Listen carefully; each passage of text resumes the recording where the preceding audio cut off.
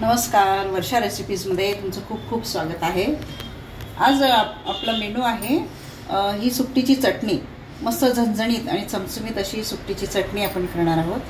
तर चला आपण रेसिपीला सुरुवात करूया।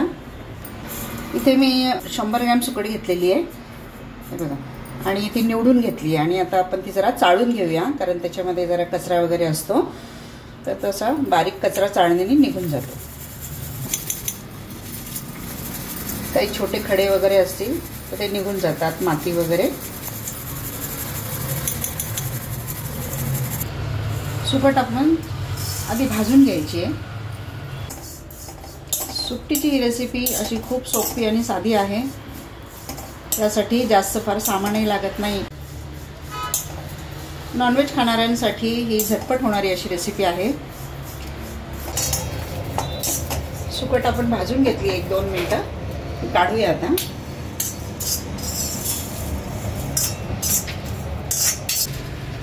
कढईत 2 चमचे तेल टाकायचे। त्याच्यामध्ये मी 7 ते 8 लसणाच्या पाकळ्या टेचून घेतल्या, ते आपण टाकूया।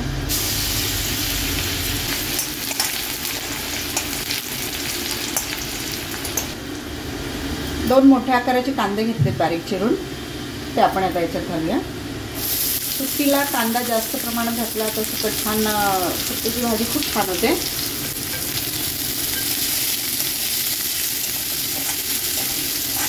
कांदा आपला परततोय तोपर्यंत आपण सुकट धुवून घेऊया।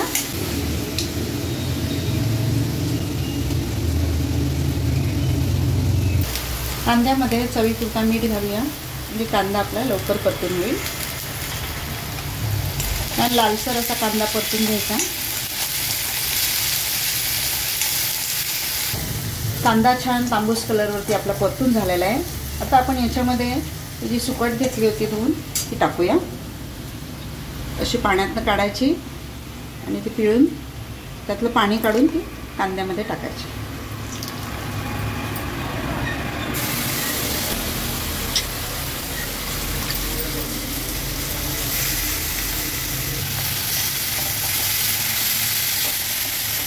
छान एकजीव करायचं आहे सुकट आणि कांदा, चांगलं हलवून घ्यायचं। आपण सुकटीच्या चटणीमध्ये कांदा जेवढा जास्त प्रमाणात वापरू तेवढी आपली सुकटीची चटणी खूप छान होते, खायला पण खूप चवदार लागते। आता आपण याच्यामध्ये हळद टाकूया, अर्धा चमचा हळद आणि 1 चमचा लाल तिखट,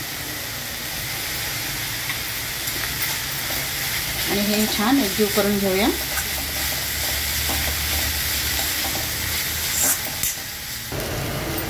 आता याच्यावर आपण थोडासा पाण्याचा हापसा मारूया।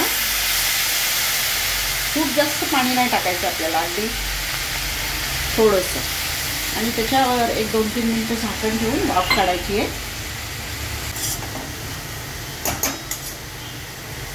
थोडीशी कोथिंबीर घालायची आणि त्याच्यावर आपण झाकण ठेवूया 1-2-3 मिनिटासाठी।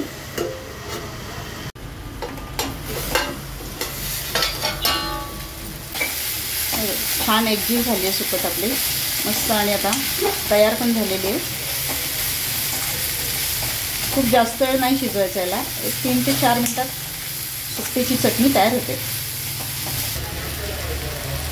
गॅस आता बंद करते मी। चटणी तयार झालेली आहे। अशा प्रकारची ही सुकटीची चटणी तांदळाची भाकरी किंवा ज्वारीची भाकरी याच्याबरोबर खूपच चवदार लागते। तुम्ही अशा प्रकारे जरूर करून बघा, आणि कशी वाटली माझी ही सुकटीची चटणी ते मला कमेंट बॉक्समध्ये तुम्ही जरूर कळवा।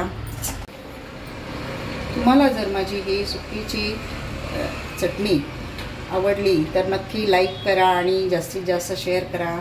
जर का तुम्ही चॅनलवर नवीन असाल तर नक्की सबस्क्राईब करा। भेटूया पुढच्या व्हिडिओमध्ये एका नवीन रेसिपीसोबत। तोपर्यंत मस्त खा, स्वस्थ रहा। धन्यवाद।